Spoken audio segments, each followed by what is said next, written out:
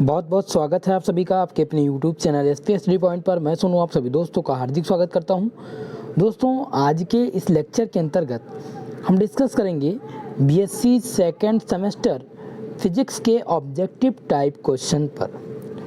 दोस्तों, second semester physics के paper का नाम है thermal physics and semiconductor device. Thermal physics आपका पार्ट ए है और सेमीकंडक्टर डिवाइस आपका पार्ट बी है। यानी कि आपकी जो फिजिक्स है सेकंड सेमेस्टर की वो दो भागों में बटी हुई है, पार्ट ए और पार्ट बी। पार्ट बी आपका इलेक्ट्रॉनिक्स से संबंधित है और पार्ट ए जो आपका है वो काइनेटिक थ्योरी ऑफ गैसेस से संबंधित है, जिसमें आपको थर्मल फिजिक्स के बारे में पढ़ना है। तो सभी लोग जल्दी से फटाफट से वीडियो को लाइक कर दीजिए, ज़्यादा से ज़्यादा दोस्तों में शेयर कर दीजिए ताकि सभी लोग क्लास ज्वाइन कर पाएँ। कल से आपको थ्योरी की क्लास भी मिलेगी, सभी क्लास कल से उपलब्ध होगी। दोस्तों, घर में शादी का फंक्शन था इसलिए क्लास स्थगित थी आप लोगों की। अब कल से आपको रेगुलर क्लास मिलेगी आपके अपने टाइम टेबल के आधार पर। तो आप लोग बिल्कुल भी निश्चिंत रहिएगा, कल से आपको क्लास मिलेगी। सबसे पहले आपको मॉडल पेपर और इम्पॉर्टेंट क्वेश्चन आंसर का डिस्कशन कराया जाएगा। चलिए दोस्तों, स्टार्ट करते हैं आज की इस क्लास को। और इस क्लास में हम पढ़ते हैं ऑब्जेक्टिव टाइप क्वेश्चन। तो फिजिक्स में हम सबसे पहले फर्स्ट चैप्टर के ऑब्जेक्टिव टाइप प्रश्न पढ़ेंगे। तो आपका जो फर्स्ट चैप्टर है दोस्तों, जैसा कि जो आपका फर्स्ट चैप्टर है वो जीरोथ एंड फर्स्ट लॉ है। Zeroth and first law of thermodynamics. दोस्तों, ऑब्जेक्टिव टाइप प्रश्न कानपुर यूनिवर्सिटी में आने हैं, साथ ही साथ डीडीयू यूनिवर्सिटी में आने हैं और मेरठ यूनिवर्सिटी या अदर यूनिवर्सिटी हैं जिनका फर्स्ट सेमेस्टर का पेपर ऑब्जेक्टिव हुआ है, तो उनका सेकंड सेमेस्टर का भी पेपर जो होगा वो ऑब्जेक्टिव पैटर्न पर ही कराया जाएगा। पहला प्रश्न पूछा गया आपसे, the internal energy of N ideal gas depends. एक आदर्श गैस की आंतरिक ऊर्जा किस पर निर्भर करती है। आदर्श गैस से क्वेश्चन पूछा गया है और इस प्रकार के प्रश्न आपके एग्जाम में बनेंगे दोस्तों, तो इसको आपको समझना है। ऑप्शन दिया गया है, पहला ऑप्शन ए दिया गया है प्रेशर, ऑप्शन बी पूछा गया वॉल्यूम, सी दिया गया टेम्परेचर और डी दिया गया टेम्परेचर एंड वॉल्यूम। तो जब भी किसी आइडियल गैस की इंटरनल एनर्जी की बात हो तो आपको ध्यान रखना है कि आदर्श गैस को हम पूर्ण गैस भी कहते हैं, आइडियल गैस को पूर्ण गैस भी कहते हैं। तो आदर्श गैस या पूर्ण गैस के लिए आकर्षण बल कोई अंतराणुक बल नहीं होता है और आंतरिक ऊर्जा केवल तापमान पर निर्भर करती है। जो आंतरिक ऊर्जा होती है दोस्तों वो केवल तापमान पर निर्भर करती है। आइडियल गैस इक्वल टू क्या होता है, आइडियल गैस इक्वल टू होता है U इक्वल टू FT। ठीक है, तो ये फार्मूला है, आप ध्यान रखेंगे। तो इस प्रकार से आपका जो सही आंसर हो जाएगा वो ऑप्शन नंबर सी हो जाएगा पहले नंबर क्वेश्चन का, कि the internal energy of N ideal gas depends upon the temperature. ठीक है, चलिए अगला प्रश्न देखते हैं। 2 नंबर प्रश्न आपसे क्या पूछा गया है, 2 नंबर प्रश्न पूछा गया दोस्तों, इसी प्रकार से केमिस्ट्री, जूलॉजी और बॉटनी की भी क्लास संचालित की जाएगी, ऑब्जेक्टिव और रिटन। बिल्कुल आप लोग भी निश्चिंत रहिए, बिल्कुल परेशान ना रहिए, कल से आपको क्लास रेगुलर मिलने वाली है दोस्तों। ठीक है, अगला प्रश्न है, the heat given to an ideal gas in isothermal condition is use.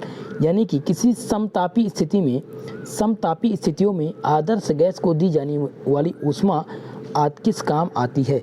पहला दिया गया ऑप्शन नंबर ए दिया गया इन द राइजिंग टेम्परेचर को बढ़ाने में। अगला दिया गया है in the doing external work करने में। सी नंबर दिया गया है in the releasing temperature and doing the external work. और डी ऑप्शन दिया गया है in the increasing the internal energy.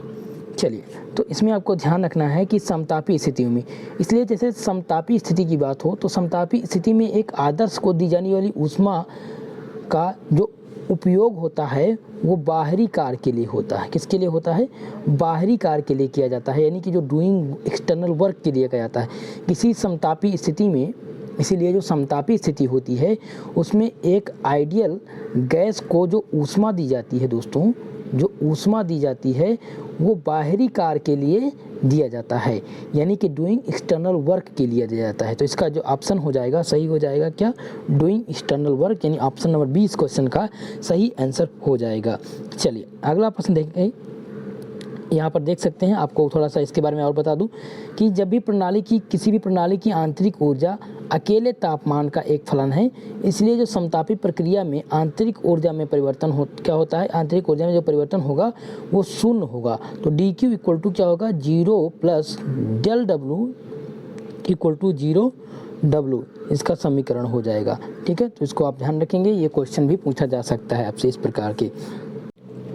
3 number पर पूछा गया है कि during the melting point of A slab of ice eight 273 kelvin at atmospheric pressure. दिया गया है दोस्तों कि वायुमंडलीय दाब पर 273 केल्विन पर बर्फ के स्लैब के पिघलने के दौरान क्या होता है। तो जब भी 273 केल्विन पर बर्फ के स्लैब को पिघलाया जाएगा उसके दौरान क्या होगा कि जो इंटरनल एनर्जी होगी आइस वाटर सिस्टम की जो इंटरनल एनर्जी हो जाएगी वो क्या करेगी, वो इंक्रीज करेगी दोस्तों। क्या करेगी दोस्तों, इंक्रीज करेगी। इस प्रकार से ऑप्शन नंबर 30 क्वेश्चन का सही आंसर हो जाएगा। Internal energy of ice water system increase during the melting point of A slab at the ice eight 273 kelvin at atmospheric pressure. ठीक है, चलिए अगला प्रश्न ध्यान देंगे, और इसमें एक बात और ध्यान रखेंगे कि बर्फ़ का जो घनत्व होता है दोस्तों वो कम होता है, और जब बर्फ़ का घनत्व कम हो जाता है तो जब बर्फ़ पिघल जाता है, जब बर्फ़ पिघल जाता है तो उसका आयतन क्या हो जाता है, उसका आयतन भी कम हो जाता है। इस प्रकार से क्वेश्चन भी पूछे जा सकते हैं। अगला प्रश्न ध्यान देंगे, 4 नंबर प्रश्न आपसे क्या पूछा गया है कि which of the following process is reversible process. निम्नलिखित में से कौन सी प्रतिक्रिया प्रत्यावर्ती हो सकती है। इसमें रिवर्सिबल प्रोसेस आपको बताना है। ऑप्शन आपके दिए गए हैं, पहला ऑप्शन है हीट कंडक्शन, बी दिया गया है change of state, C number है डिफ्यूजन, और डी दिया गया है रेडिएशन। ठीक है, तो सबसे पहले हीट कंडक्शन की बात करें तो हीट कंडक्शन क्या है, हीट कंडक्शन कौन सा प्रोसेस है आप लोग बताइए। बी नंबर है चेंज ऑफ स्टेट, और सी है डिफ्यूजन। डिफ्यूजन क्या है, ये है नॉट रिवर्सिबल है, ये एक प्रकार का नॉट रिवर्सिबल प्रोसेस है। और अगर हम बात करें चेंज ऑफ स्टेट की, तो चेंज ऑफ स्टेट जो है क्या है, एक प्रकार का रिवर्सिबल प्रोसेस है। और ये किस प्रकार से रिवर्सिबल होता है, ये किस प्रकार से रिवर्सिबल बनेगा, जैसे कि आइस का वाटर में चेंज होगा, जैसे कि बर्फ़ का वाटर में चेंज होना एक प्रकार का क्या है, चेंज ऑफ स्टेट है ये। ठीक है, और चेंज ऑफ स्टेट में कौन सी प्रोसेस हो रहा है, रिवर्सिबल प्रोसेस हो रहा है। तो जब भी हमें आइस से वाटर में चेंज करना होगा तो हम क्या करेंगे, टेम्परेचर इंक्रीज करेंगे, और जब भी हमें वाटर से आइस में आना होगा तो हम क्या करेंगे, टेम्परेचर को डिक्रीज कर देंगे। ठीक है, तो इस प्रकार से इसमें पूछा गया था रिवर्सिबल प्रोसेस, तो बी नंबर ऑप्शन इसका सही हो जाएगा। Change of state is the reversible process, और डिफ्यूजन क्या है, नॉट रिवर्सिबल प्रोसेस है। चलिए 5 नंबर प्रश्न पर ध्यान देंगे। 5 नंबर प्रश्न आपसे क्या पूछा गया है, the specific heat of gas, यानी कि पूछा गया है कि गैस की विशिष्ट ऊष्मा है। तो गैस की विशिष्ट ऊष्मा क्या होती है, ऑप्शन नंबर ए दिया गया है has only 2 value of Cp and Cv, यानी इसके पास ओनली 2 वैल्यू हैं Cp और Cv, ये गैस की विशिष्ट ऊष्मा है, तो ये हो नहीं सकती। ऑप्शन नंबर बी दिया गया है has a unique value of given temperature, ये भी नहीं हो सकता है क्योंकि इसके पास एक कोई यूनिक वैल्यू तो है नहीं कि एक दे दिया गया कि वही यूनिक वैल्यू के साथ इसको करना है। ठीक है, सी ऑप्शन नंबर सी दिया गया है can have any value between 0 and infinite, तो आपका ऑप्शन सी के साथ जाएंगे आप लोग, क्योंकि इसके पास हो सकता है, कौन सी वैल्यू हो सकती है, 0 और इनफाइनाइट के बीच में भी कोई भी वैल्यू हो सकती है। इस प्रकार से ऑप्शन नंबर सी इस क्वेश्चन का सही आंसर हो जाएगा। अगला प्रश्न ध्यान देंगे, 6 नंबर प्रश्न आपसे पूछा गया है, मोस्ट इंपॉर्टेंट है, zeroth law of thermodynamics is related to, ऊष्मागतिकी का जीरोथ नियम किससे संबंधित है। मोस्ट इंपॉर्टेंट क्वेश्चन है, आप सभी लोग आंसर करेंगे इस प्रश्न का। पहला दिया गया टेम्परेचर, बी दिया गया हीट, और सी दिया गया इंटरनल एनर्जी, डी दिया गया वर्क। तो जीरोथ लॉ जो होता है, जीरोथ लॉ आप यानी ऊष्मागतिकी का जीरोथ नियम जो है वो किससे संबंधित है, जल्दी से आप लोग कमेंट करके बताइए। तो वो दोस्तों टेम्परेचर से संबंधित है। जीरोथ लॉ ऊष्मागतिकी का जीरोथ नियम टेम्परेचर से संबंधित है, यानी zeroth law of thermodynamics is related to temperature. Option number A इस क्वेश्चन का सही आंसर हो जाएगा। अगला प्रश्न ध्यान देंगे दोस्तों, वीडियो पसंद आ रहा हो प्लीज़ हमारे वीडियो को लाइक करिए। हमारे चैनल पर जितने भी छात्र छात्राएं नए आए हैं प्लीज़ चैनल को जरूर सब्सक्राइब करिएगा दोस्तों, और बेल आइकन को प्रेस कर लीजिए ताकि क्लास का नोटिफिकेशन आपको प्राप्त होता रहे। ऑप्शन क्वेश्चन नंबर 7 दिया गया है, विच ऑफ द फॉलोइंग, दोस्तों पूछा गया है कि which of the following function इस पाथ इंडिपेंडेंट, निम्नलिखित में से कौन सा कार्य पथ स्वतंत्र है। इनमें से पूछा गया है कि इनमें से कौन सा कार्य पथ जो है वो स्वतंत्र है। ऑप्शन ए दिया गया है वर्क, बी दिया गया है हीट, सी है टेम्परेचर और डी दिया गया है इंटरनल एनर्जी। तो आपको बताना है कौन सा कार्यपथ स्वतंत्र है। तो दोस्तों इंटरनल एनर्जी जो होती है और ग्रेविटेशनल एनर्जी होती है, ग्रेविटेशनल पोटेंशियल एनर्जी और इंटरनल एनर्जी होती है, ये पाथ इंडिपेंडेंट फंक्शन होते हैं।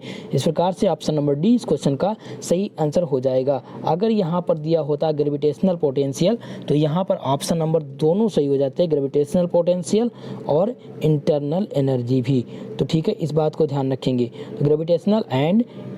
Gravitational potential energy and internal energy are the path independent function. इस प्रकार से ऑप्शन नंबर डी इस क्वेश्चन का सही आंसर हो जाए। 8 नंबर प्रश्न पूछा गया है, in which process no heat required, निम्नलिखित में से किस प्रक्रिया में ऊष्मा की आवश्यकता नहीं होती है। ऑप्शन नंबर ए दिया गया आइसोथर्मल, बी नंबर दिया गया है आइसोबैरिक, सी नंबर है आइसोहोरिक और डी दिया गया है फ्री एक्सपेंशन। आपको बताना है इन 4 ऑप्शनों में से किसमें ऊष्मा की आवश्यकता नहीं होती है। तो जब हम आइसोथर्मल की बात करें, आइसोथर्मल क्या है, टेम्परेचर इसमें क्या होता है, इसमें टेम्परेचर रिमेंस कांस्टेंट होता है, यानी डेल टी इक्वल टू क्या हो जाएगा, यहाँ पर 0 हो जाएगा। क्या हो जाएगा, टेम्परेचर यहाँ पर रिमेंस कांस्टेंट होगा, डेल टी इक्वल टू क्या हो जाएगा, 0 हो जाएगा। अब यहाँ पर बात करते हैं फ्री एक्सपेंशन की। तो फ्री एक्सपेंशन इसे कहते हैं मुक्त प्रसार कहते हैं। तो मुक्त प्रसार में गैस जो होती है मुक्त रूप में फैलती है। इसका अर्थ यह है कि इसका जो परिवर्तन होगा वो क्या होगा, 0 होगा। वर्क डन क्या होगा, इसका 0 होगा, यानी Q इक्वल टू क्या हो जाएगा, 0 हो जाएगा। ठीक है, अगर हम बात करें यहाँ पर एडियाबैटिक की, तो एडियाबैटिक क्या है, which heat is no exchange by a system, इसमें भी Q नॉट इक्वल टू क्या हो जाएगा, 0 हो जाएगा, Q इक्वल टू 0 हो जाएगा। ठीक है, तो इसमें जो इसका सही आंसर हो जाएगा फ्री एक्सपेंशन हो जाएगा। क्या हो जाएगा, फ्री एक्सपेंशन, यानी मुक्त प्रसार में जो गैस होती है मुक्त रूप में फैलती है। इसका अर्थ है कि इसमें जो भी वर्क डन होगा वो 0 होगा, इसमें टेम्परेचर की कोई आवश्यकता नहीं है, इसमें माफ करिएगा, इसमें ऊष्मा की कोई आवश्यकता नहीं है, इसमें कोई भी हीट की आवश्यकता नहीं होती है। तो ऑप्शन नंबर डी इस क्वेश्चन का सही आंसर हो जाएगा 8 नंबर प्रश्न का। अगला प्रश्न ध्यान देंगे, 9 नंबर प्रश्न आपसे पूछा गया है। क्या पूछा गया है, 9 नंबर प्रश्न पूछा गया है, in which process net work done is 0, किस प्रक्रिया में किया गया कार्य शून्य होता है। In which process net work done is 0, किस प्रक्रिया में किया गया कार्य क्या होता है, शून्य होता है। पहला दिया गया है साइक्लिक, दूसरा दिया गया है फ्री एक्सपेंशन, सी नंबर दिया गया है आइसोथर्मल और डी दिया गया है एडियाबैटिक। चलिए अब सभी लोग आंसर करिए फटाक से इस क्वेश्चन का कि किसमें से वर्क डन, जो नेट वर्क डन होगा किसमें 0 होगा। चलिए आंसर करेंगे सभी लोग।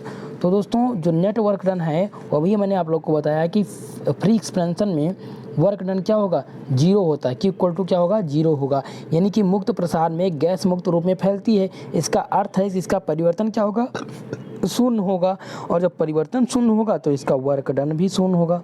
ठीक है, इसका वर्क डन भी 0 होगा। इस प्रकार से ऑप्शन नंबर 20 क्वेश्चन का सही आंसर हो जाएगा।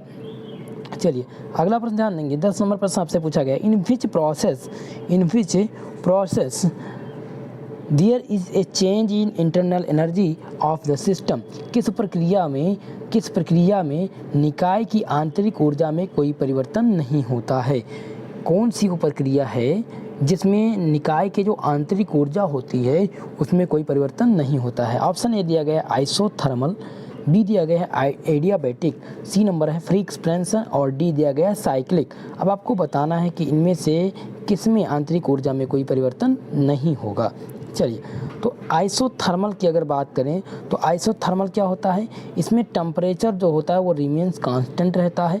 और अगर बात करें एडियाबैटिक की, तो एडियाबैटिक क्या है कि एडियाबैटिक क्या होता है दोस्तों, जब एक थर्मोडायनामिक प्रणाली में इस तरह के परिवर्तन होते हैं कि जो सिस्टम और परिवेश में, जो सिस्टम और उसके जो परिवेश होते हैं उसके बीच में हीट का कोई आदान प्रदान नहीं होता है। क्या होता है, हीट का कोई आदान प्रदान नहीं होता है, इसे हम क्या कहते हैं, एडियाबैटिक प्रोसेस कहते हैं। और फ्री एक्सपेंशन की बात करें तो फ्री एक्सपेंशन में वर्क डन जो होगा वो शून्य होता है। और साइक्लिक प्रोसेस की बात करें तो साइक्लिक प्रोसेस आप लोग समझते हैं, ठीक है। तो आपको बताना है इनमें से 10 नंबर प्रश्न का आंसर करेंगे।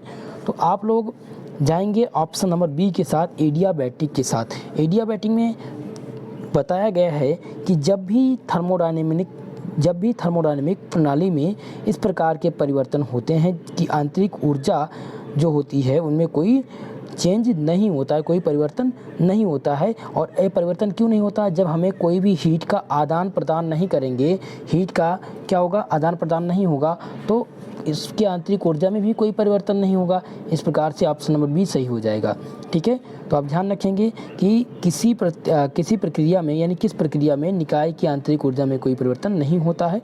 तो एडियाबैटिक एक्सपेंशन, एडियाबैटिक प्रोसेस में आंतरिक ऊर्जा में कोई परिवर्तन नहीं होता है। और इसका कारण ये है कि एडियाबैटिक प्रोसेस में जो परिवर्तन होता है, जो हीट होता है, उसका कोई आदान प्रदान नहीं होता है, इसलिए एडियाबैटिक प्रोसेस में आंतरिक ऊर्जा में भी कोई परिवर्तन नहीं होता है। ऑप्शन नंबर 20 क्वेश्चन का सही आंसर हो जाएगा। 11 नंबर प्रश्न देखेंगे क्या पूछा गया है। पूछा गया है दोस्तों, फर्स्ट लॉ, मोस्ट इंपॉर्टेंट प्रश्न है, first law of thermodynamic is the conservative of, ऊष्मागतिकी का प्रथम नियम किसके संरक्षण के नियम पर आधारित है। चलिए, ये प्रश्न इंपॉर्टेंट है, ये प्रश्न थोड़ा सा मज़ेदार प्रश्न आया है दोस्तों। अब आप लोग बताएंगे इस क्वेश्चन का आंसर। चलिए, 11 नंबर प्रश्न पूछा गया है कि बताइए कि फर्स्ट लॉ ऑफ थर्मोडायनामिक जो है वो किसके संरक्षण के नियम पर आधारित है। 11 नंबर प्रश्न सभी लोग आंसर करेंगे, सभी लोग का आंसर आना चाहिए। दोस्तों, जो आपका फर्स्ट लॉ ऑफ थर्मोडायनामिक है, वो जो ऊष्मागतिकी का प्रथम नियम है वो किससे संबंधित है, वो एनर्जी से संबंधित है। दोस्तों, किससे संबंधित है, एनर्जी से संबंधित है। अकॉर्डिंग टू जो फर्स्ट लॉ होता है वो क्या होता है, D Q equal to del U plus del W होता है, ठीक है। तो इसमें जो फर्स्ट लॉ ऑफ थर्मोडायनामिक है वो किस पर आधारित है, वो एनर्जी पर बेस है। यानी ऊष्मागतिकी का प्रथम नियम किसके संरक्षण पर आधारित है, तो ऊष्मागतिकी का जो प्रथम नियम है वो एनर्जी पर आधारित है। किस पर आधारित है, एनर्जी पर। अगला प्रश्न ध्यान देंगे, 12 नंबर प्रश्न पूछा गया है, if a system undergoes constant a value then the work done by a system is, यदि कोई निकाय आयतन के संकुचन से गुजरता है तो निकाय द्वारा किया गया कार्य क्या होगा। ऑप्शन नंबर 1 दिया गया है पॉजिटिव, बी दिया गया नेगेटिव, सी दिया गया है निगेटिव और बी दिया गया है 0। 12 नंबर प्रश्न का आंसर करेंगे। 12 नंबर प्रश्न, तो जब भी जो किया गया कार्य होता है, जो किया गया कार्य दोस्तों होता है वो क्या होता है, किया गया कार्य इक्वल टू दबाव इनटू आयतन में परिवर्तन। दिया है कि प्रणाली के संकुचन से गुजरती है। क्या दिया गया है कि प्रणाली संकुचन से गुजरती है। तो जो इसका किया गया कार्य होगा वो क्या होगा, पॉजिटिव होगा, नेगेटिव होगा या नेगेटिव होगा या 0 होगा। चलिए आंसर करेंगे 12 नंबर प्रश्न का। तो जो इसका आंसर हो जाएगा दोस्तों वो बी नंबर हो जाएगा। इसका किया गया कार्य होगा जो वो नेगेटिव होगा। क्या होगा, नेगेटिव होगा। ऑप्शन नंबर 20 क्वेश्चन का सही आंसर होगा। 13 नंबर प्रश्न ध्यान देंगे। 13 नंबर प्रश्न पूछा गया है दोस्तों, क्या पूछा गया है कि if P is the pressure, U is the internal energy and dB the increasing in volume of A system. यदि P दबाव और C आंतरिक ऊर्जा है और dB एक प्रणाली की मात्रा में वृद्धि दिया गया है, तो इसका जो समीकरण होगा वो क्या बनेगा। चलिए फटाक से आंसर करिए इस क्वेश्चन का आंसर करेंगे दोस्तों आप सभी लोग। तो इसका जो सही आंसर हो जाएगा वो हो जाएगा du equal to D Q minus P D V. इस प्रकार से ऑप्शन नंबर डी इस क्वेश्चन का सही आंसर होगा। 13 नंबर प्रश्न का सही जवाब क्या हो जाएगा दोस्तों, डी नंबर हो जाएगा।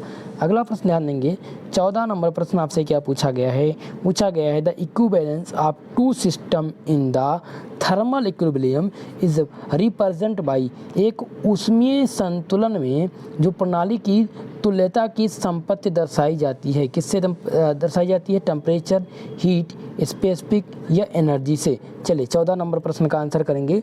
14 नंबर प्रश्न का आंसर क्या होगा, तो 14 नंबर प्रश्न का जो सही आंसर हो जाएगा दोस्तों वो टेम्परेचर हो जाएगा। Equivalence of the two system of thermal equilibrium represent by temperature. Option number A इस क्वेश्चन का सही आंसर हो जाएगा। अगला प्रश्न ध्यान देंगे, 15 नंबर प्रश्न क्या पूछा गया है। 15 नंबर प्रश्न पूछा गया है, क्या पूछा गया दोस्तों, the first law of thermodynamic is a special case of. जो फर्स्ट लॉ ऑफ थर्मोडायनेमिक्स है वो स्पेशल केस बताइए किसका है, किसका स्पेशल केस होगा। First law of thermodynamic special case of Newton's law, Charles law, या लॉ ऑफ हीट चेंज, या law of conservation of energy. चलिए सभी लोग आंसर करेंगे, ये बहुत इंपॉर्टेंट प्रश्न है, ये क्वेश्चन पूछा जाता रहता है इस प्रकार के क्वेश्चन आपसे। तो 15 नंबर प्रश्न का आंसर आप सभी लोग करेंगे। 15 नंबर क्वेश्चन का जो सही आंसर हो जाएगा दोस्तों वो क्या हो जाएगा, चलिए सभी लोग कमेंट करके बताइए, चार्ल्स लॉ। तो जो फर्स्ट लॉ ऑफ थर्मोडायनामिक है वो स्पेशल केस है चार्ल्स लॉ का। इस प्रकार से ऑप्शन नंबर 20 क्वेश्चन का सही आंसर हो जाएगा। दोस्तों आज के इस क्वेश्चन आंसर सीरीज़ में हमने 15 मोस्ट इम्पॉर्टेंट क्वेश्चन डिस्कस किए, जो आपके सेकेंड सेमेस्टर फिजिक्स का पहला चैप्टर है zeroth and first law of thermodynamics. उससे हमने 15 जो है इम्पॉर्टेंट ऑब्जेक्टिव यानी MCQ टाइप क्वेश्चन डिस्कस किए हैं। कल की क्लास में हम थ्योरी की क्लास लेकर के आएंगे आप सबके लिए, जिसमें हम सॉल्व करेंगे मोस्ट इम्पॉर्टेंट क्वेश्चन आंसर और आपके लिए मॉडल पेपर रहेगा। उसके बाद में आपको मॉडल पेपर का सॉल्यूशन करवाएंगे और ज़्यादा से ज़्यादा मैं आप लोग को मॉडल पेपर इस बार देने वाला हूँ, मॉडल पेपर और इम्पॉर्टेंट क्वेश्चन, ताकि आप लोग का एग्ज़ाम बहुत अच्छे से हो सके, सारे के सारे प्रश्न आएँ। जैसा कि आप लोगों ने जो फर्स्ट सेमेस्टर का एग्ज़ाम दिया उसमें आपने देखा कि मॉडल पेपर से बहुत सारे प्रश्न आए हुए थे, सभी के चाहे आप जिस यूनिवर्सिटी से हैं मेरे बताए हुए प्रश्न जरूर आए हुए थे। ठीक है, तो इस बार प्रयास यही रहेगा कि आपका एग्ज़ाम अच्छे से हो सके और मॉडल पेपर से कम 90% क्वेश्चन इस बार मैं आपको देने वाला हूँ कि 90 का 90% क्वेश्चन आपके एग्ज़ाम में आ जाएं। ठीक है, तो आज के लिए बस इतना ही, मिलते हैं अगली वीडियो में। तब तक के लिए जय हिंद, जय भारत। दोस्तों वीडियो पसंद आया हो ज़्यादा से ज़्यादा लोगों को शेयर करिएगा और चैनल पर जितने भी छात्र छात्राएँ नए आए हैं प्लीज़ चैनल को जरूर सब्सक्राइब कर लीजिए, बेल आइकन को प्रेस करिए ताकि क्लास का नोटिफिकेशन आपको प्राप्त होता रहे। कल से आपको रेगुलर क्लास मिलेगी, आपको कोई भी दिक्कत नहीं होगी। आपकी कोई भी समस्या है आप कमेंट बॉक्स में कमेंट डाल दीजिए, आपके कमेंट का जवाब दिया जाएगा।